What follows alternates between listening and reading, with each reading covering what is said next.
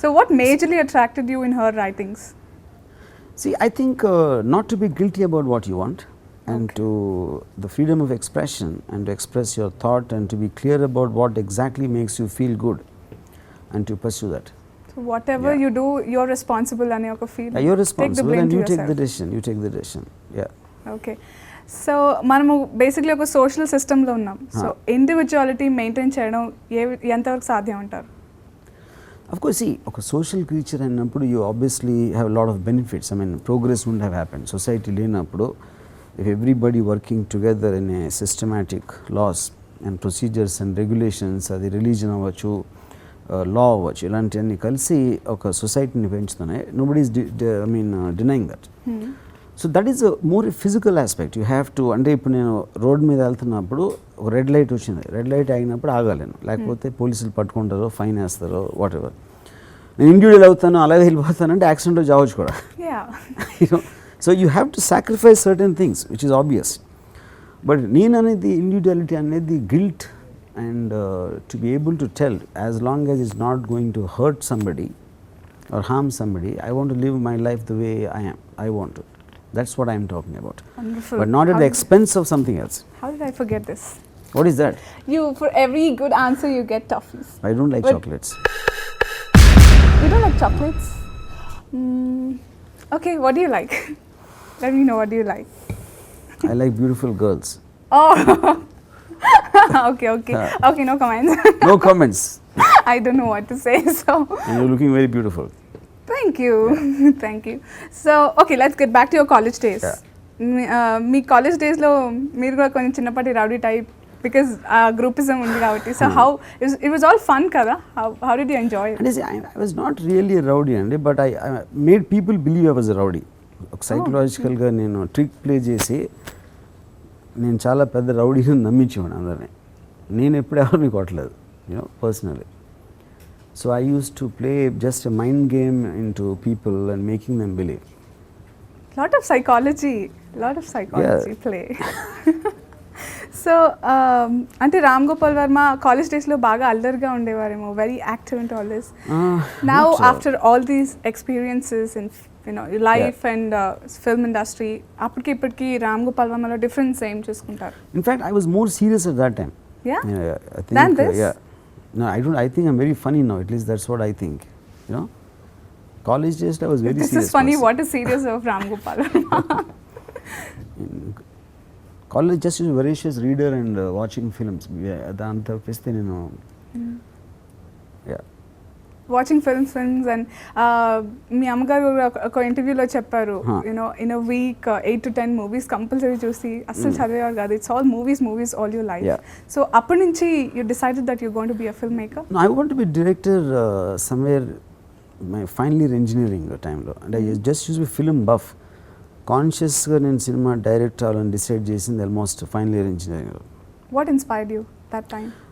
అంటే నేను ఒక సినిమా చూసి వచ్చి I use to narrate the story to my friends. Okay. So వాళ్ళు చూసి వాళ్ళు ఇన్స్పైర్ అయ్యి వెళ్ళి మళ్ళీ వచ్చి నీ నారేషన్ బెటర్గా ఉందని చెప్పారు. అసలు యాక్చువల్ సినిమా కాను, because I use to change some things here and there to my taste. So I think slowly that kind of got into my head. Okay. If I can narrate better then that guy, why should I become a director అని. Okay. So ఈ interest Shiva వరకు ఎలా వచ్చింది? How did it mould itself? See, there is a natural progression. Like I said, I always had a fascination for violent people. And class bully దగ్గర నుంచి. So I was just freshly out of college. అప్పుడున్న ఫ్రెష్గా ఉన్న incidents, నాకు తెలిసిన characters, అటన్నిటిని కలిపి I just made this film because one way I was unliving my fantasy of creating a character like Shiva.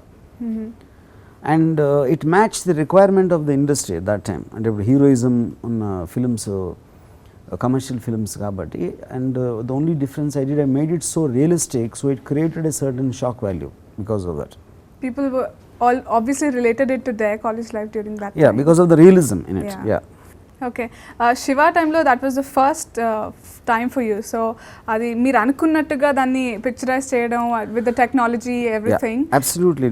Every frame of it exactly anukunnade teesanu. See, if I am the director, I am making the decisions.